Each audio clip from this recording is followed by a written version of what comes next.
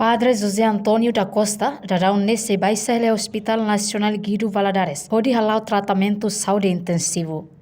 Mas jornalistas tira, e o Hospital Nacional Guido Valadares, terça-feira, lorong ronoloresing itu, fulan dezembro, tinane.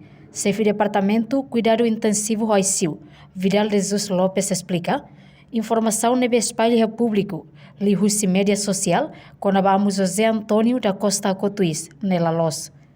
Também atualmente, amo José Antônio da Costa e a ela sala ICU, onde retam tratamento saúde.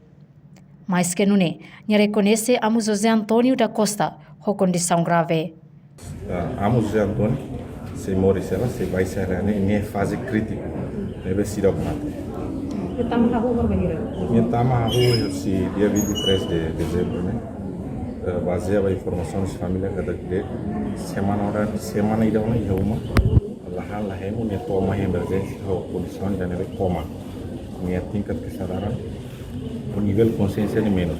Memang os neva kira kalau intervenção médica se halo intervenção e agora lá e na ICU e fase crítica, né?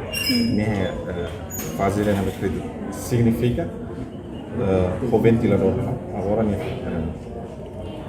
apoio o ventilador pode minha darães. Moras neve mak ni afecta mak tamania antes ni apanha moras balona ni moras neve ni apanha pleurona aí vem na aula controlar né depois ni mai dia 23 né começa a complicar minha e moras neve agora lá o que aí se une tabela ni órgão ser né a função dia ni a mi considerança ni multi órgão falho múltiple órgão neve a mi mantém a fazer com moro possibilidade recursos neve aqui a mi for ida terbaik neve né pois mas kita harus top nih resposta mas lor dua ikusnya a mi halo na avaliação kata resposta kusi ni sin rasiba medicamentos tratamentos neve a mi for né lá do dia significa minha fase crítica possibilidade ita tu salva né